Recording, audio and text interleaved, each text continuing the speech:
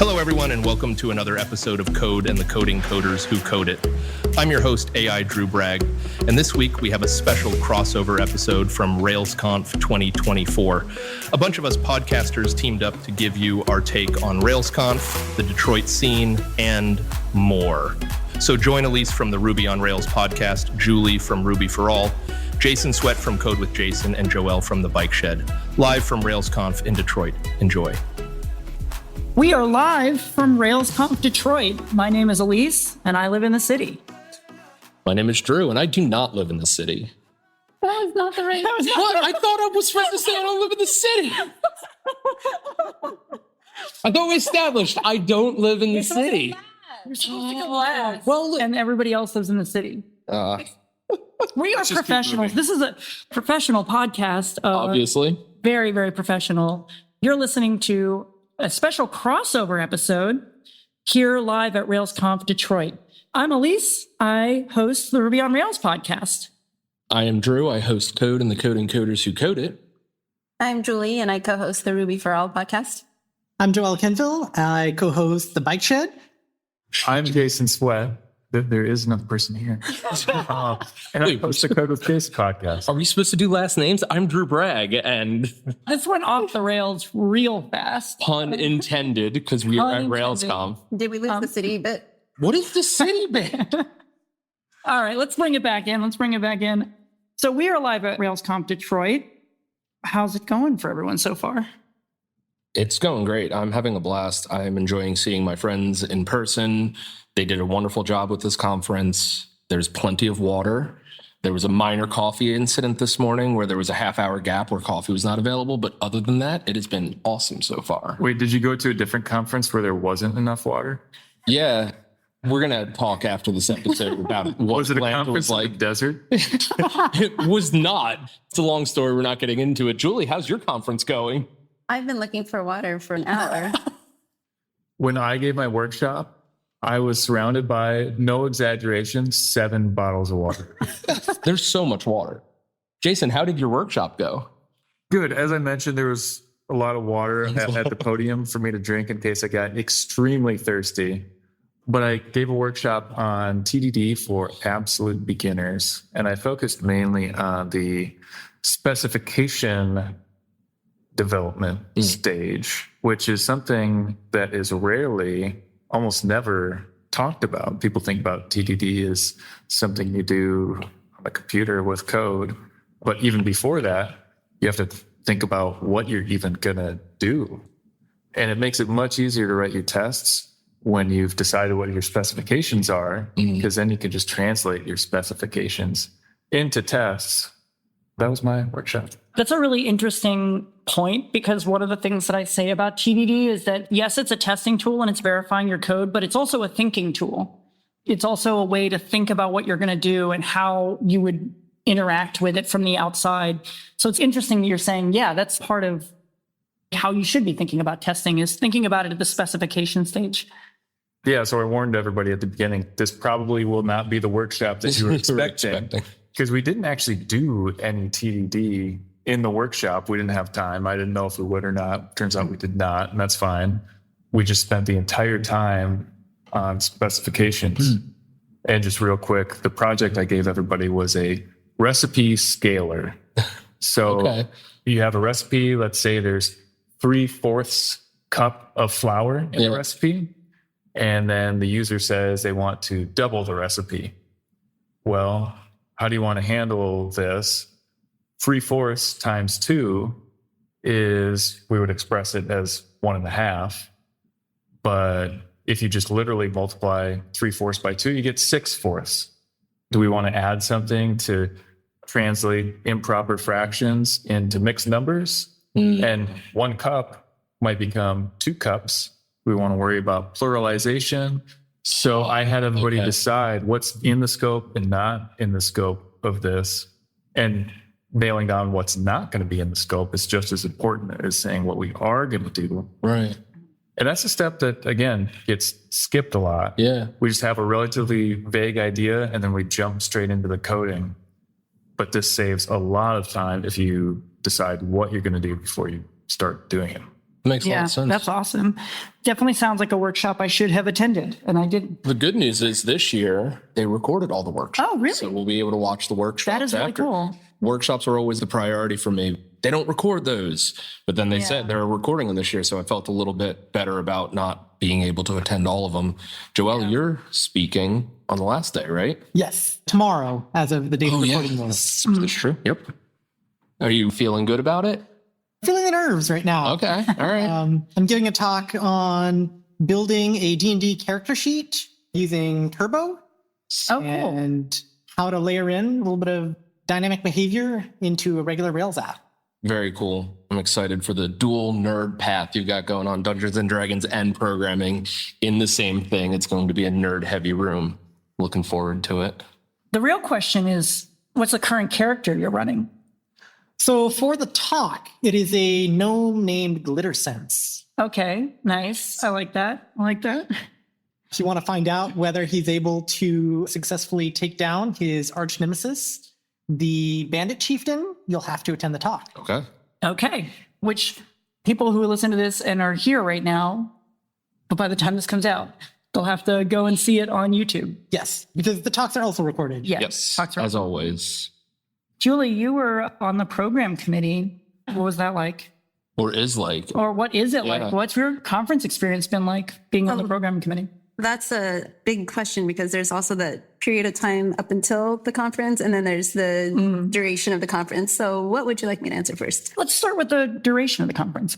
How has your conference been being on the program committee? Yeah, so my role is speaker liaison, and that means I'm responsible for, by the way, did I give you my spiel? I explained that I'm a speaker liaison, and I let you know that if you need any help, you can reach out to me. Yeah, good to hear that. You just got it. So there you go. So that's basically what I do for all of the speakers. We also put all the waters out for the speakers to ensure that the speakers are well hydrated. Overly. So you've had a lot of access to water this whole time. Yes, until I came up here Until for you came the up here. podcast and I couldn't find a water fountain. Someone should tell the speaker liaison. Yeah. There was an announcement made at the start of RailsConf, and I think a lot of people have a lot of feels about it. I know I have a lot of feels about it. How are we feeling in this group? About this being the second to last RailsConf. The next 2025 will be the last RailsConf. They're going to focus purely on RubyConf. I think it makes a lot of sense. Obviously, there's a lot of feelings. I'm bummed. I love RailsConf. It's an opportunity to see all of my friends, and I've been going to a lot of them.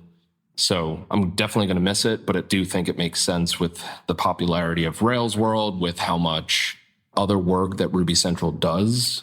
The best explanation I heard was RailsConf was not supposed to be something that Ruby Central does, because Ruby Central is supposed to focus on Ruby. So it does make sense. It is just from a nostalgia standpoint, it's sad that this is going away and we're going to have to do things differently after next year. But it does make me very excited for 2025 because it'll be a giant party.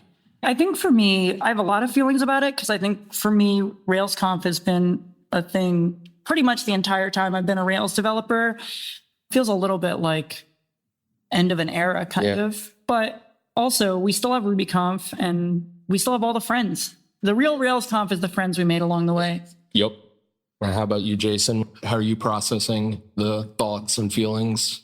Well, it's a lot happening in the world. There's a lot of new conferences in 2024. There was a period of time where there's hardly any conferences. I wish there was more conferences. Now it's like, I wish there wasn't so many conferences.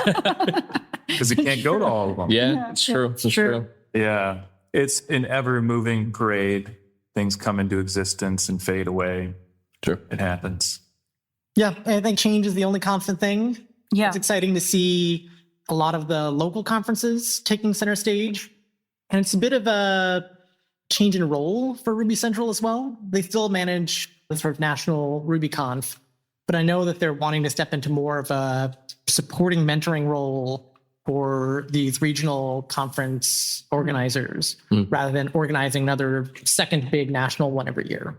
Yeah, I'm very excited for that kind of support to see what that generates, because Jason mentioned, it's kind of tough when you see all of these conferences happening and you're like, I want to go to all of them, but there's so many I can't. But if we can get better regional support, there won't be as big of a travel burden. If you've got a regional conference happening in a local area, you'll be able to attend a conference in your backyard, hopefully without it waiting for RubyConf to come to your city. I think that there's a nostalgia factor about RailsConf, but I also have a lot of nostalgia for the period of time throughout the 2010s where there were regional conferences everywhere. You had Steel City Ruby, Nickel Ruby. You had tons and tons of conferences. It seemed like every metro area had their own regional conference. And we didn't have that for a few years. That kind of died down. And now we have it again. And there's so many conferences. And gets a little bit like, be careful what you wish for, because I'm so excited about that. But then I'm also bummed because I can't possibly go to all of them, because that would just be what I did all the time. So I'm excited. Julie? RailsConf 2022 was my very first conference. And it was also where I met my co-host in person and how Ruby for All was born. And it was also where I met actually a lot of you. So I'm not very good at expressing my feelings, but I would say sad that it is going to be the last one. But I'm also happy that I had the opportunity to have met everybody. So moving into a different topic, we have podcasts and people know who we are. How has it been getting to interact with the community? I love the talks and then sort of everything that happens around it, talking to people just in the random hallway, at lunch, or even last night at the speaker dinner. Not only are these really interesting conversations, but I'm taking all these notes for topics that will then become episodes of the Bike Shed. This is going to make a good episode, I know. Oh, this is going to make a good episode. Someone makes a point in a talk, and I'm like, oh, I would love to discuss this idea further. Or I'll have a conversation with someone like, oh, the audience would love to hear this. So I'm stocking up for the year. Nice. Yeah, that's what I'm doing too. Reaching out to speakers like, hey, do you want to come on the show and talk about this? And then also reaching out to other podcasters about doing crossovers and stuff. I'm definitely using it as like a lead generation type thing for the podcast. Yeah, I've been running into people throughout the conference and being like, oh yeah, I should have you on the podcast or have you on the podcast again. And Elise, you and I arranged to have a crossover type thing. And I begged Drew to go on his podcast, and he said, no, not unless I give him money. This did not happen. This did not happen at all. You are welcome whenever you'd like. Drew paid me to be on a show. I have not paid anyone anything except for Paul, because he edits my show. It's pretty clear that we're all just having a great time. Yes. Yeah, and I think the pacing this year is really good. There's not as many tracks as years past. I think it's only 3 tracks, and then it's an hour slot. But the talks are supposed to be 45 minutes. They're coming in between half hour and 45 minutes. So there's a decent amount of hallway track built in. So if you are someone that predominantly attends talks and ends up missing out on the hallway track, you're getting the hallway track built into your day. And I really appreciate that. I feel like I've seen a lot more people in the hallway than in years past. I've really enjoyed a lot of the talks. I'm really happy with how the program committee programmed the conference. Great work, Julie. Great really work, proud Julie. of you. Thank you. It was all me. Just kidding, for the record. Let's talk about Detroit a little bit. Yeah, let's talk about Detroit. Yeah. The city. We're in the city. Have you guys gotten a chance to go out, do any stuff yet? I got to try Detroit pizza for the first time. I have to do that before I leave. Yeah. I love pizza. I've never had pizza in Detroit before because I've never been to Detroit before. So that is on my list. That's a good call.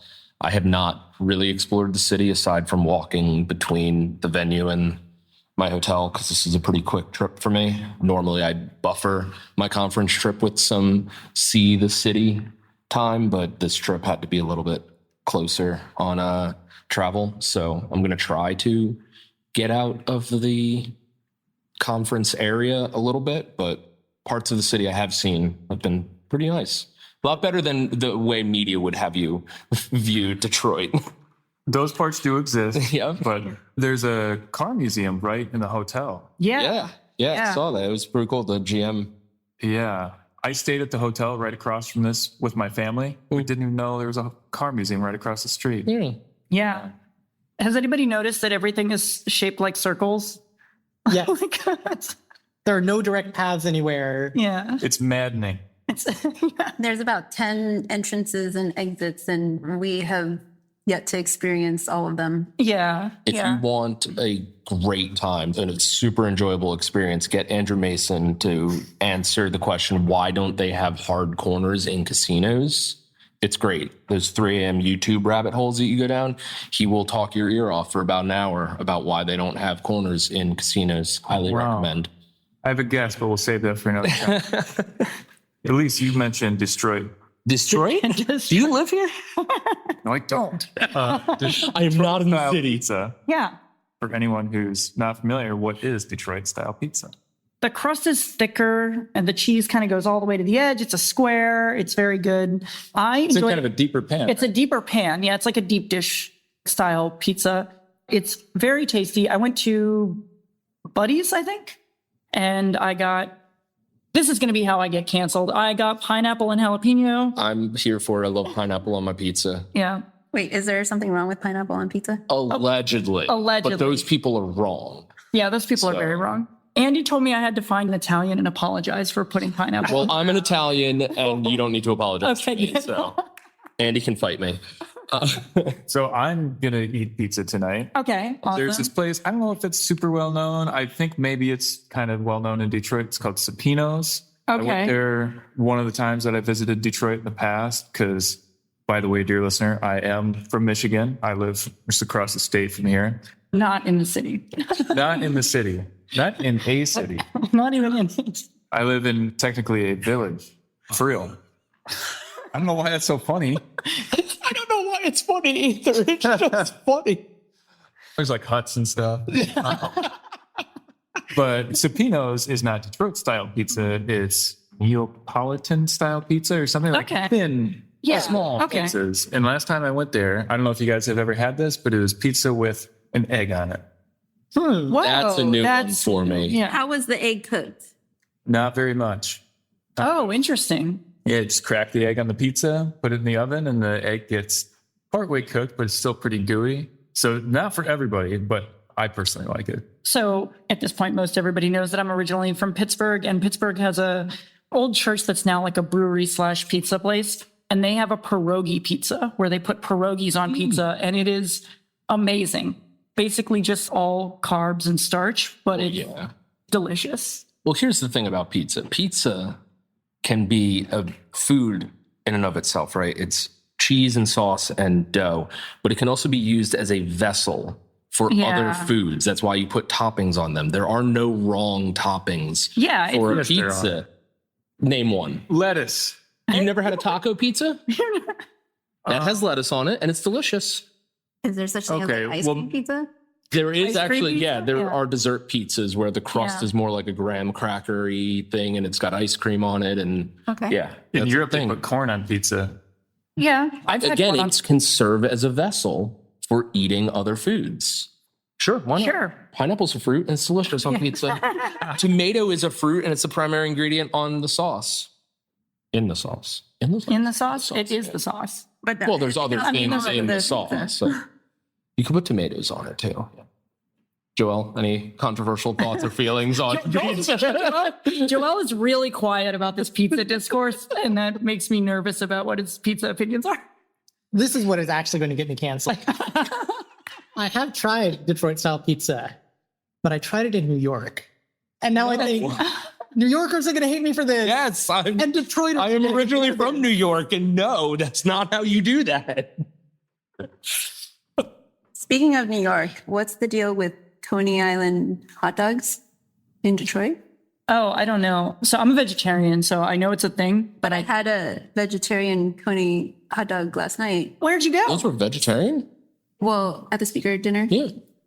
Forgot what I was saying. Yeah, there is a Detroit style hot dog, kind of like there's a Chicago dog, but I don't know what Detroit. It was basically a hot dog, and it had meat on it. It was sort of like a chili dog, but it wasn't straight up chili on top. It was just some meat and other things. It was delicious. I just didn't know it was a thing. Drew, how many hot dogs do you think you could eat?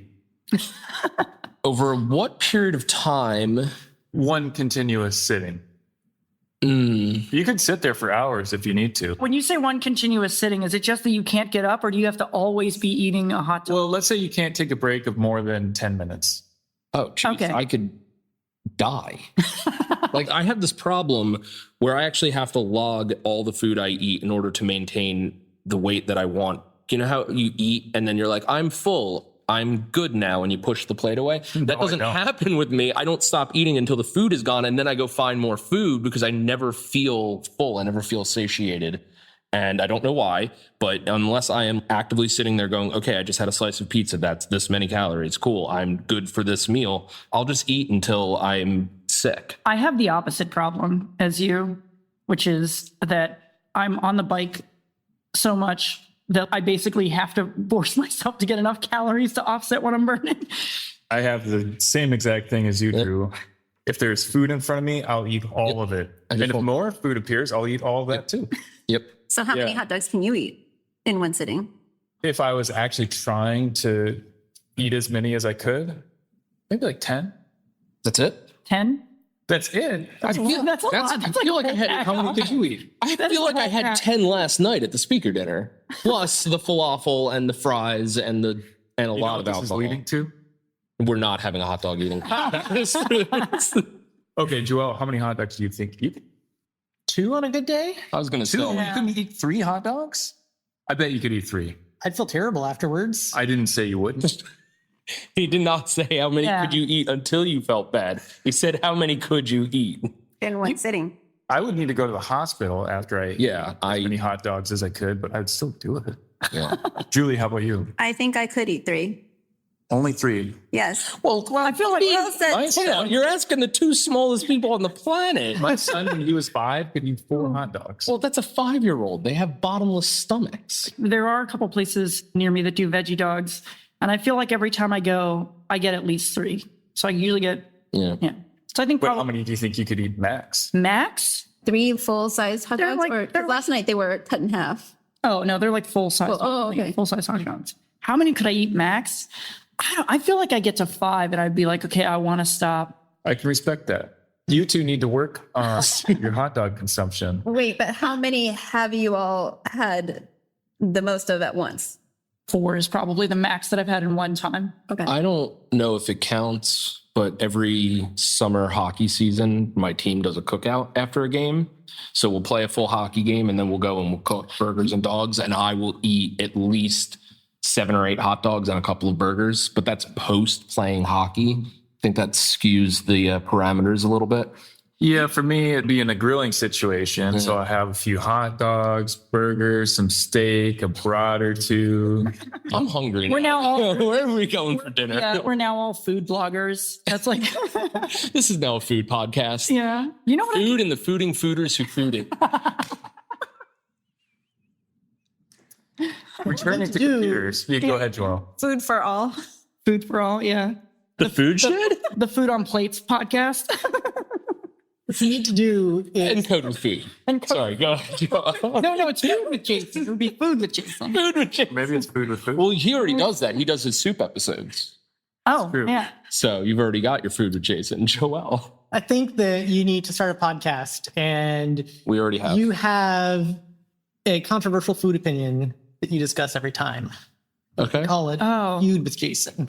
Oh, that's so good. That is That's good. so good. Yeah, let's pivot back to code for a little bit. Wait, I haven't shared how many hot dogs. Oh, I had 2. you had 2? Okay. Yeah. Okay. And you? Actually, I ate last night. I had 2. No. Max, you've Max ever had in you've one ever had. sitting. Oh, probably 2. Okay. Yeah. It's the amateur hour. You got to bump those numbers up. You know what I could eat endlessly as long as you kept putting them in front of me? I could eat them forever. A honey sriracha Brussels sprouts. Just like keep putting them in front of me. I would just keep eating them. Where do you get such a thing? Some restaurants. I don't There's some restaurants in Denver that do pretty good Brussels sprouts. I make them at home usually sometimes. It's on my list now. I'm ready for that recipe in the next newsletter. Yeah. By the way, what Drew is referencing is every month I send a snail mail programming newsletter. It's fantastic. But the thing about a snail mail letter is you can't unsubscribe. And so instead of being targeted like I am with my email newsletter, because I can't talk about whatever, you'll unsubscribe, but I could talk about recipes, what I'm doing on the farm, all that stuff. This tree stump that you were working on. Yep, there was a tree that fell and that covered several issues. I enjoy your newsletter though, because it is nice to get a piece of mail that isn't a bill or just something in the mail. Yeah. It was a period of time where we used to get mail in the mailbox. Yeah. Then we got email, and now email's all spam. And I actually sit down and I take time out of my day to read your newsletter because it's this physical thing. I have the envelope. I sit down and I open the envelope and I read it, and it's great. It's such a nice way of getting information rather than like, oh, look, another email I'll read or scroll through this one. So how does one subscribe to your physical newsletter? You can search for Nonsense Monthly, which is the name of the newsletter. Okay. And it does live up to its name. But yeah, you just sign up and then you start getting in the mail every month. Okay, I'm going to do that. I'm going to do that as soon as we're done recording. Nice. So what is everybody looking forward to for the rest of the conference? Big thing for me is I'm giving a talk tomorrow. Yep. That's the big thing that's hanging over me. I have a character who is a big part of the talk. At the speaker dinner last night, some of the other speakers were convincing me to actually be in character. Do it. So Yeah. Yes. I have a Yeah, couple you should do sessions, it. I think, in the hotel room tonight, practicing the voice. Okay, nice, awesome. Drew, what are you excited for in the rest of the conference? I am excited for board game night tonight. That is always a highlight of Ruby and Rails conference, is getting to go play board games with my programmer friends. The last day of the conference has a bunch of great talks that I'm looking forward to going to. Marco is doing a talk. Joël is giving a talk that I'm very excited for. And yeah, I'm looking forward to going to some good talks and just seeing everyone before I run out the door. Wait, aren't you also emceeing tomorrow? I am also emceeing the lightning talks tomorrow, so I will be doing that, but I'm trying But I to guess think about it. So You were not looking forward to this, so you didn't bring it up. I'm looking forward to there being lightning talks, since I heard that there almost wasn't lightning talks. But I think that the lightning talks are an amazing contribution, especially for people who haven't given talks before. It's a lot of scholars that do the lightning talks, so it's not only their first conference experience, but it's their first time speaking in front of that large of a group of people. I'm really happy that the lightning talks are happening, and I'm happy to be a part of it and help make sure it happens. But I also get very nervous when I'm speaking in front of a large group of people, so I'm just trying not to think about it. But thanks for bringing it up, Julie. Appreciate it. There's a couple talks that I'm looking forward to. There's one about Hotwire, and then there's one, I'm looking at the schedule right now. There's one on Action Mailbox too that I'm like, Yeah, Cody's talk Yeah. is going to be great. He gave it at Philly RB, or the first version, and it was awesome. And he said he's done a ton of work to it. So I'm very much looking forward to his. Jason. I brought a chess set with me, Oh, nice. Nice. and I played Vladimir Dementyev the night before the conference. And we played 2 games, and it would be impolite for me to say that I kicked his ass. So I won't say that. And now we have to put the parental advisory, now it- explicit content on our podcast episodes. Great work, Jason. That's fine. I Yeah. curse on my podcast all the time. We'll just keep it out. And then I'm also looking forward to this evening. I'm hosting a dinner that I'm calling a language exchange dinner. Oh, I saw that. Yeah, for people who speak a language other than English. We're going to get together and learn about each other's cultures and languages and stuff like that. And then also just bumping into people, seeing people I haven't seen in a long time. It's always really nice. Julie? Julie's signaling. Julie is looking forward to not running around like a headless chicken anymore. Well, Julie, since you're on the programming committee, please relay to everyone else how pleased at least I am with how this conference shook out. I've had a great time thus far. I don't see that changing drastically. Very pleased about how much water there is everywhere. Very well hydrated. Great conference. Looking forward to 2025. Same. Thanks so much for doing this crossover episode. It's so wonderful to see all of you and to get to see all of my Ruby friends and all of my Ruby podcasting friends. And to record in person. And to record in person, which we basically don't get to do very often. I never do that. That's it. That's the end of the podcast. That's how I end my podcast too. So you got a thing, Joël? On that note, shall we wrap up? That is the sign off. See you all next time. Bye, everyone. Bye. Bye.